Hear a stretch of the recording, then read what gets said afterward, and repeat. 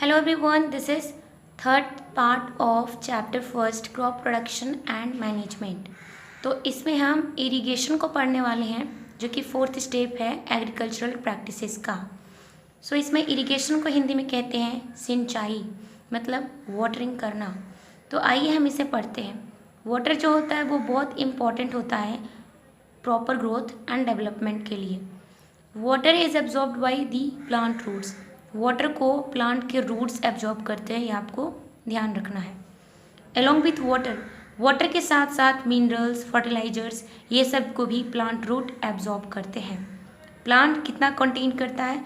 Plants contain 90% water.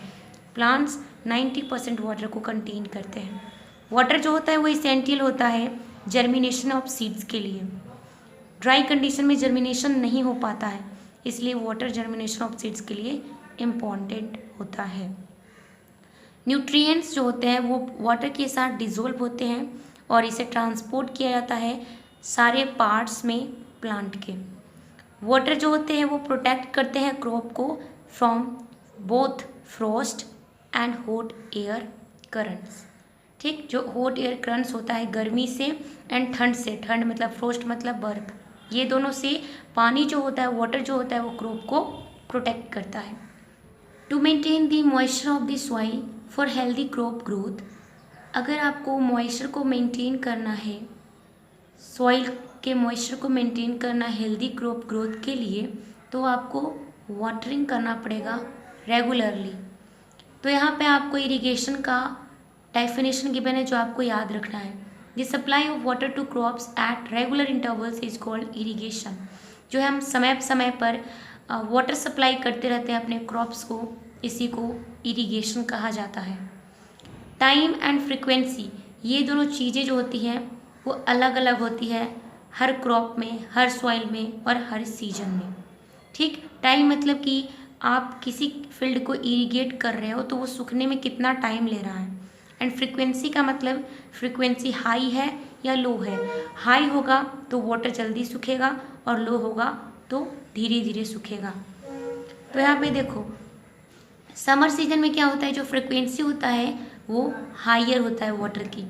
ठीक, इसलिए summer season में वाटर बहुत ज़्यादा सूखता है खेतों से। यहाँ क्वेश्चन है कि समर सीजन में पानी ज़्यादा क्यों सूखता है।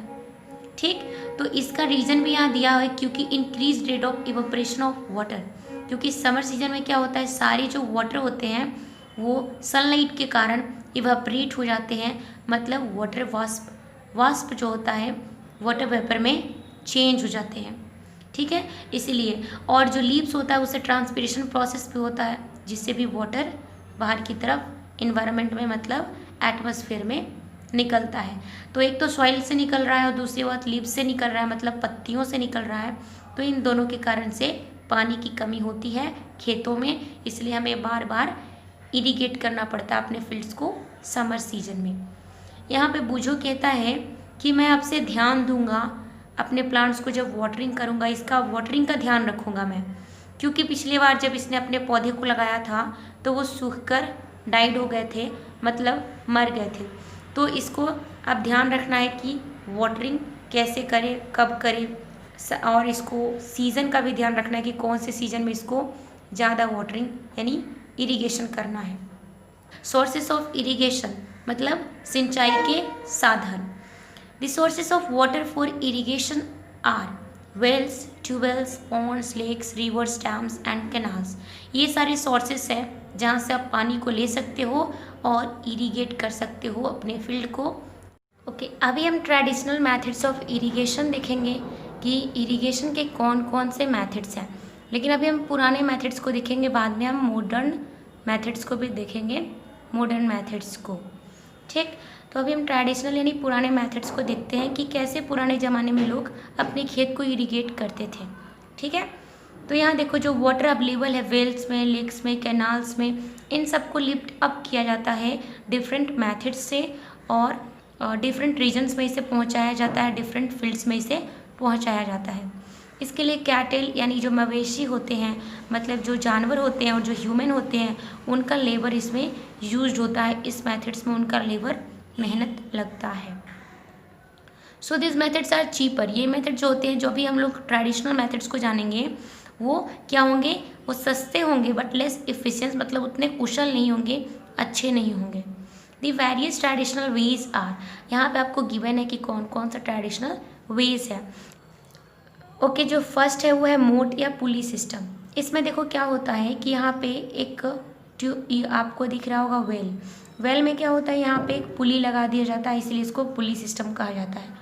पुली सिस्टम क्यों, यहाँ पे पुली क्यों लगाया जाता है, तो क्या होता है कि अगर आप ऐसे इस रस्सी को खींचोगे तो बहुत मेहनत से, यहाँ पे मान लो कोई पर्सन खड़ा रहेगा और इसको खींचेगा तो उसको बहुत मेहनत करना पड़ेगा, बट यहाँ पे पुली लगा देगा तो ये राउंड राउंड घूमेगा और ये जो रोप है ऊपर की तरफ आ जाएगा। कोई भी पर्सन जो इसका बकेट यहाँ पे होगा वो अपने बकेट को ले लेगा और पूरे खेत को इरिगेट करेगा।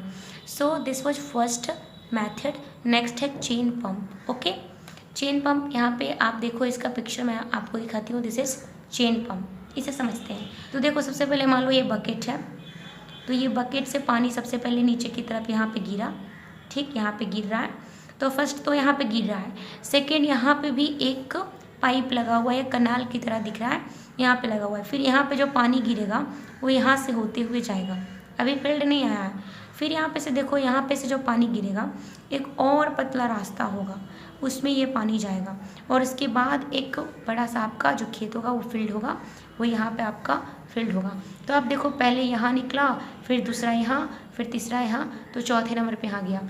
जो सेकंड है वो है डेकिली सिस्टम।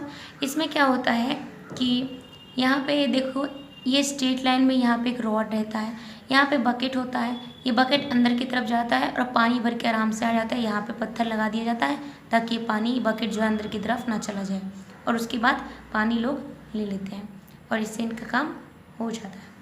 नेक्स्ट देखते हैं हम। नेक्स्ट है आपका रहट सिस्टम, इसको लीवर सिस्टम भी कहा जाता है। तो देखो इसमें क्या होता है, यहाँ पे जो बैल घूम रहा है, ठीक, तो ये बैल राउंड राउंड घूमेगा तो इससे अटैच होता है ये, तो ये भी राउंड राउंड क्या होता है, घूमता है।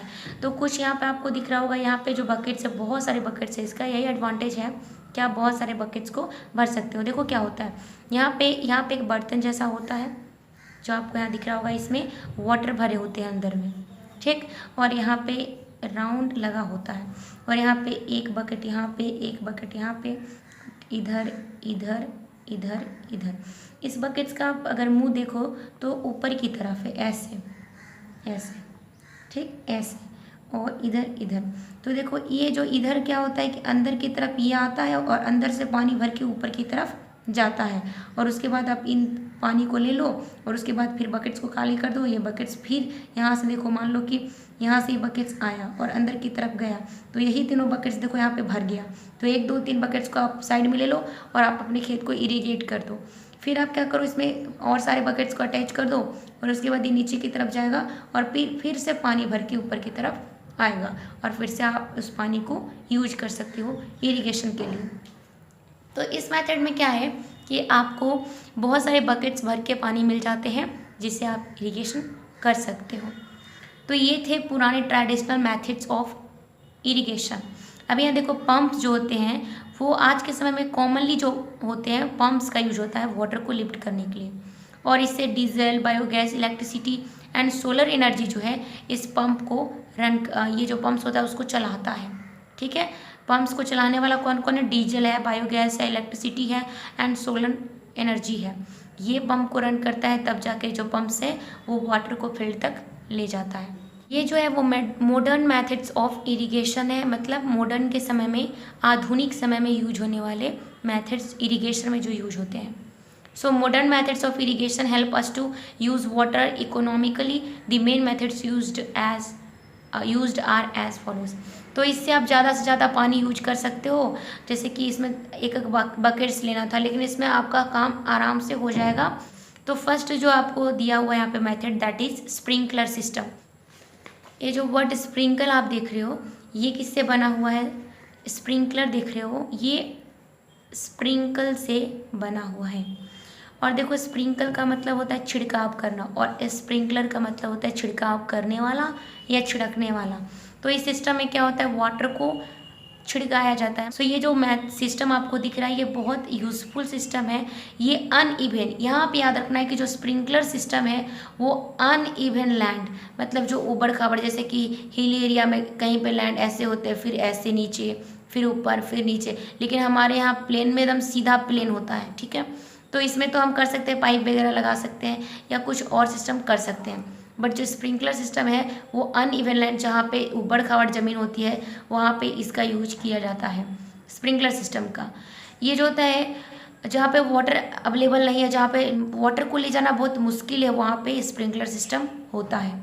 इसमें देखो क्या होता है, परपेंडिकुलर पाइप्स लगे होते हैं हैविंग रोटेटिंग नोजल्स। ये देखो यहाँ पे क्या है, सारे पाइप्स लगे हुए हैं और इनके टॉप पे यहाँ पे नोजल है, मतलब इससे पानी निकलेगा।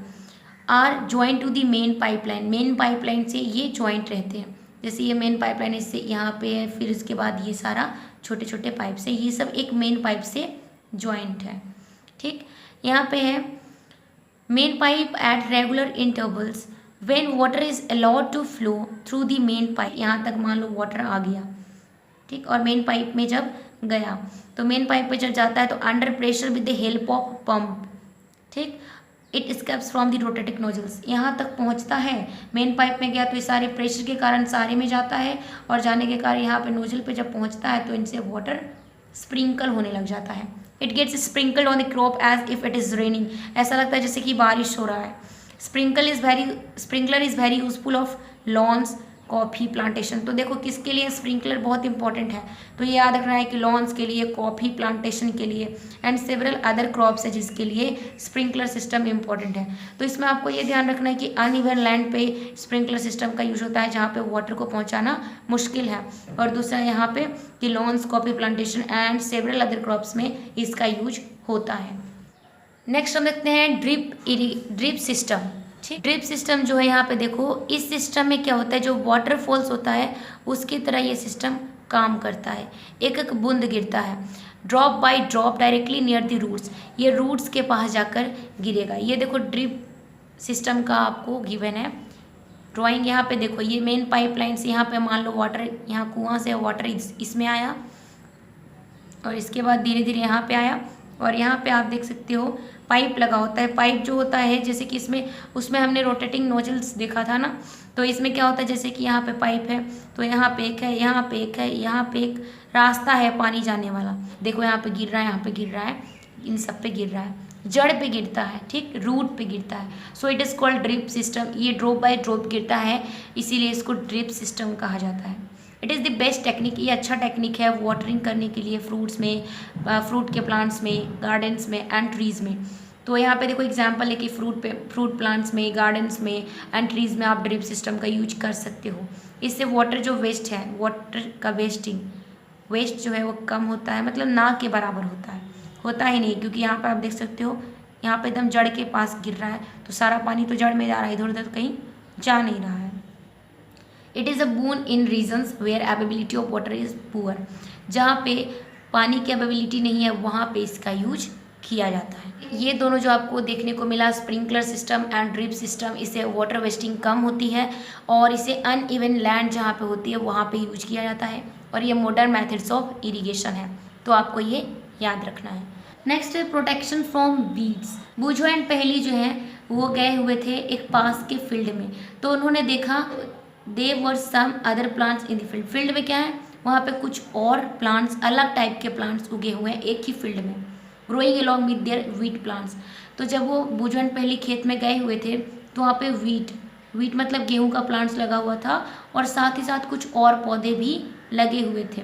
तो यहाँ बूझो पूछता है have this other plants been planted purposely, क्या इन सारे प्लांट्स को भी ग्रो किया गया है, मतलब प्लांट किया गया है या अपने आप आ गए हैं, क्या इनका भी कोई पर्पज़ है क्या। In a field many other undesirable plants may grow naturally along with the crops. क्या होता है, एक ही फील्ड में जो हम लोग क्रॉप लगाते हैं उसके साथ कुछ अदर प्लांट्स जो होते हैं जिन्हें हम कहते हैं अनवांटेड प्लांट्स, वो ग्रो हो जाते हैं, उन्हीं को वीड्स कहा जाता है। फार्मर्स बहुत सारे वेज को अडॉप्ट करते हैं जिससे कि वीड्स को रिमूव किया जाए और उसके ग्रोथ पे कंट्रोल किया जाए। जैसे कि आप सोइंग ऑफ क्रॉप्स करने से पहले जो टिलिंग कर लेते हो, उसको प्रिपेयर अच्छे से कर लेते हो, तो इससे क्या होता है, जो वीड्स होते हैं उस जड़ से उखड़ जाते हैं और किल हो जाते हैं। तो विच में देन ड्राई अप, तो बाद में वो सूख जाते हैं और मिट्टी के साथ मिक्स हो जाते हैं। The best time for the removal of weeds is before they produce flowers and seeds. जो सही समय है वीड्स को रिमूव करने का, वो सही समय क्या है कि जब तक वो फ्लावर्स को प्रोड्यूस ना कर लें और फ्लावर में उनके सीड्स ना आ जाए, उससे पहले ही आप क्या करो, उसे रिमूव कर दो। तो ये आपको याद रखना है कि बेस्ट टाइम क्या है रिमूवल ऑफ वीड्स का, तो वो है जब उनके फ्लावर प्रोड्यूस करने से पहले। The manual removal includes physical removal of weeds by uprooting और cutting them close to the ground. जो ग्राउंड होता है, ग्राउंड के नज़दीक से आप उसको कट कर दो, जो वीड्स होता है उसको ग्राउंड के नज़दीक से कट कर दो तो ठीक रहेगा। टाइम टू टाइम आपको कट करते रहना है। This is done with the help of खुरपी। आप खुरपी से कर सकते हो या फिर सीड्रिल से कर सकते हो। Is used to uproot weeds. Seed drill का यूज सीड्स को सो करने के लिए हमने पढ़ा था, और आप उससे वीड्स को अपरूट भी कर सकते हो। आगे है कि weeds are also controlled by using certain chemicals. आप कुछ केमिकल्स का यूज करके भी वीड्स को निकाल सकते हो। तो उन केमिकल्स का क्या नाम है, वीडीसाइड्स। जिससे आप वीड्स को रिमूव करोगे, उस केमिकल का नाम है weedicides. Like 2,4-D, these are spread. देखो वीडीसाइड्स, 2,4-D, ये सब क्या है, ये सब वीड्स को रिमूव करने का केमिकल्स है। These are spread in the fields to kill the weeds. इन सबको खेतों में स्प्रेड किया जाता है, स्प्रे किया जाता है ताकि ये मर जाए। ठीक, they do not damage the crops. ये क्रॉप्स को डैमेज नहीं करते हैं ये chemicals. The weedicides are diluted with water to extent required and spread in the fields with a sprayer. सबसे पहले वीडीसाइड्स को वाटर के साथ डिल्यूट किया जाता है और उसके बाद उसको स्प्रे किया जाता है। तो इसमें आपको इम्पोर्टेंट ये याद रखना है कि वीड्स क्या होते हैं और एंड वीडिंग क्या होता है, एंड जो हमें वीड्स को रिमूव करना चाहिए वो सही समय क्या है, तो यहाँ पे मैंने आपको बताया। और वीडीसाइड्स 2 and 4D ये सब क्या है, तो ये आपको याद रखना है। यहाँ पे देखो स्प्रेइंग वीडीसाइड्स, यहाँ पे वीडीसाइड का जो किसान है वो छिड़काव कर रहा है। यहाँ पे बूझो क्वेश्चन कर रहा है, do weedicides have any effect on the person handling the weedicide sprayer. देखो जो यहाँ बूझो पूछ रहा है कि वीडीसाइड का कोई इफेक्ट है, मतलब बैड इफेक्ट, जो पर्सन उसको होल्ड कर रहा है, मतलब हैंड में जो पकड़ा हुआ है उसे कुछ प्रॉब्लम तो नहीं होगा इस स्प्रेयर से। यहाँ पे देखो क्या लिखा हुआ है, as already mentioned the weedicides are spread during the vegetative growth of weeds before flowering and seed formation. आपको कब वीडीसाइड्स को स्प्रे करना है वीड्स के ऊपर, उसका सही टाइम है जब तक कि वो जो वीड्स होता है वो फ्लावर को प्रोड्यूस ना कर ले और सीड को फॉर्म ना कर ले। मतलब वेजिटेटिव ग्रोथ में जब वो फ्लावर्स को नहीं प्रोड्यूस करेगा और सीड को नहीं फॉर्म करेगा, उससे पहले का जो उसका जो कंडीशन होगा उसे हम वेजिटेटिव ग्रोथ कहेंगे। उस वक्त ही आपको क्या करना है, वीडीसाइड्स का यूज करके उसको वीड्स को रिमूव कर देना है। स्प्रेइंग ऑफ वीडीसाइड्स में affect the health of farmers. किसानों पर भी इसका अफेक्ट पड़ सकता है वीडीसाइड्स का। जब आप इसको स्प्रे करोगे, जब किसान इसको स्प्रे करते हैं तो उसका इफेक्ट पड़ सकता है। So they should use these chemicals very carefully. इसलिए उन लोगों को केमिकल्स, इन सारे केमिकल्स को केयरफुली यूज़ करना चाहिए। They should cover their nose and mouth. उन अपने मुंह को एंड नोज़ को ढके रहें with a piece of cloth, एक कपड़े के टुकड़े से, during spraying of this chemicals. जब आप केमिकल्स का जब किसान प्रयोग करते हैं तो वो क्या करते हैं, अपनी नोज़ को, जब किसान वीडीसाइड्स का प्रयोग करते हैं तो अपने नोज को एंड माउथ को ढक कर रखते हैं एक पीस ऑफ क्लॉथ से। तो इस तरह से हमारा 3rd पार्ट कंप्लीट होता है। नेक्स्ट हम लोग 4th पार्ट को करेंगे। जो बचा हुआ सारा है सब टॉपिक्स जैसे harvesting, storage and animal husbandry, उस सबको हम लोग उस 4th पार्ट में क्लियर कर देंगे, तो उसे आप देखना ना भूलें। Thank you.